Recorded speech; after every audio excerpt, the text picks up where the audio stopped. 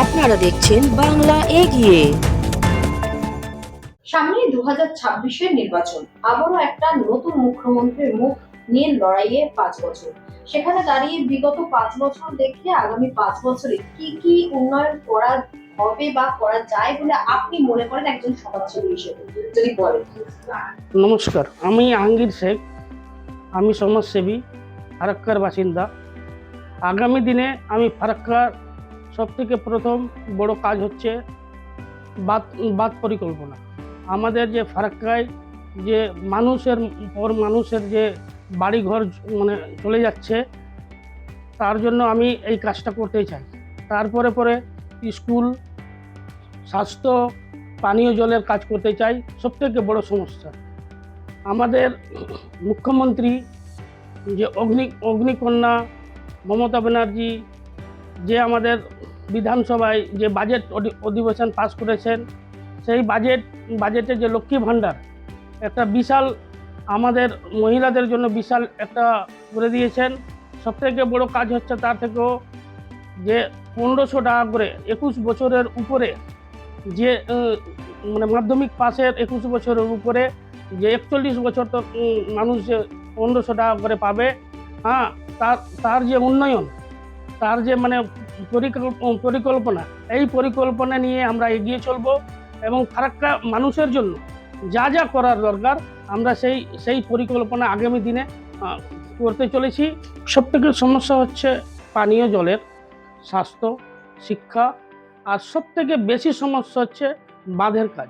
যে ফারাক্কা ব্যারেজ যে মানে কেন্দ্র সরকার যে কাজটা করার কথা সেই কাজ করছে না। রাজ্য সরকারের অনুদানে যা কাজ হচ্ছে সেটাই আমরা আগামী দিনে আমরা কেন্দ্র সরকারের ডেপুটেশন দিয়ে আগামী দিনে চেষ্টা করব আমরা এই কাজটা করার জন্য, যেন অবশ্যই মানে সাফল্যভাবে এই কাজটা করতে পারি। মানুষের মানে দুর্ভাগ্য জিনিসগুলো যে মানে করতে পারি সেই ব্যবস্থাটা আমরা করবই।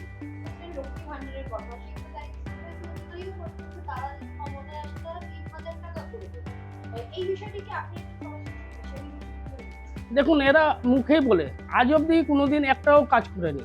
এরা শুধু মুখে বলে দিবে, কাজের কিছু নাই। দেখুন, বিধানসভা ভোট চলে গেছে, তারপরে এসে বিধানসভার ভোটের পরে কোন জায়গায় উন্নয়ন করেছে? ওনারা কোনো উন্নয়ন করেনি। ঠিক আছে, ওনারা শুধু মানুষকে ভৌতবাদ কথা বলে এটাই কথা। এদের আর কিছু না। এখন বলতেই পারে এরা 3000 টাকা করে দিব, কিন্তু এরা কোনোদিনও দিবে না। আমাদের মুখ্যমন্ত্রী কি বলছে, 760 কার্ড থেকে শুরু করে আপনার যে কি বলছে খাদ্য কার্ড থেকে শুরু করে সমস্ত রকমের যে পরিকল্পনা, সেই পরিকল্পনায় একটাও পরিকল্পনা করে দেখা সেন্ট্রাল, তবেই তো বলবো কি হ্যাঁ করেছে। আপনি বলছেন একাধিক কাজ করেছেন রাজ্য সরকার এবং কেন্দ্র সরকার সেরকম কাজ করেন, এবং রাজ্য সরকার যদি আবারও ক্ষমতায় আসে অর্থাৎ তৃণমূল সরকার, তাহলে আরো কাজ করবে। আজকে কি মনে হয় কি ডেভেলপ করেছে রাজ্য সরকার? দেখুন, যেরকম শিক্ষার ক্ষেত্রে শুধু পড়াশোনার খরচা চালায় না। আপনারা দেখবেন মিড ডে মিল, যে খরচা, সেই খরচাও রাজ্য সরকার চালায়।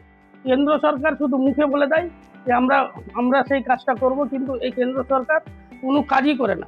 কেন্দ্র সরকার রাজ্য সরকারকে যে পাওনা টাকাও সেই টাকাটাও দিতে চায় না। তো কি এরা মানে শিক্ষা মানে ক্ষেত্রে কাজ করবে বা মিড ডে মিল চালাবে? দেখুন, এদের হাতে ইডি আছে, এরা সব কিছুই করতে পারে, কিন্তু কিছুই হবে না, লাভ কিছু হবে না। পশ্চিমবাংলায় দিদি আসবে, এইটুকু আপনারা জেনে রাখুন, এইটুকু ভরসা রাখুন মানুষের উপরে। চতুর্থবারের জন্য আবার মুখ্যমন্ত্রী হতে চলেছে মমতা বন্দ্যোপাধ্যায়। ফারাক্কা ব্রিজ নিয়ে বা এই যে বাঁধ নিয়ে, সেটাকে সলভ হতে পারে আগামী 5 বছরে, এটা কি মনে হচ্ছে? দেখুন, রাজ্য সরকার করবে, এই চেষ্টাটা আছে। রাজ্য সরকার এর আগেও কাজ করেছে, কোটি কোটি টাকা দিয়েছে যেখানে যেখানে দরকার পড়েছে। এমপি ফান্ড থেকে কাজ হয়েছে, এমএলএ ফান্ড থেকে কাজ হয়েছে। কিছু পঞ্চায়েত থেকেও আমরা কিছু চেষ্টা করি করার জন্য, জেলা পরিষদ থেকেও চেষ্টা করি, আমাদের কাজ হচ্ছে। কিন্তু যার মানে কেন্দ্র সরকারের কাজ করার কথা, সেই কেন্দ্র সরকার কিন্তু কাজ করছে না।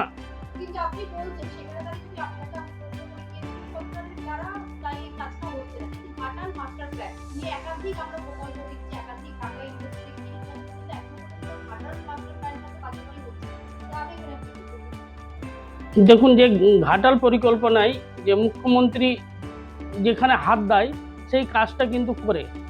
এবার আমাদের ঘাটালে যে উদ্বোধনটা করেছে, এই কাজটা আমাদের অবশ্যই মানে কাজটা কার্যকরী হবে। তার জন্য মমতা বন্দ্যোপাধ্যায়কে চতুর্থবারের জন্য মুখ্যমন্ত্রী দেখতে চাই। যেহেতু যে কাজটা ধরে মমতা বন্দ্যোপাধ্যায়, সেই কাজটা কিন্তু হয়।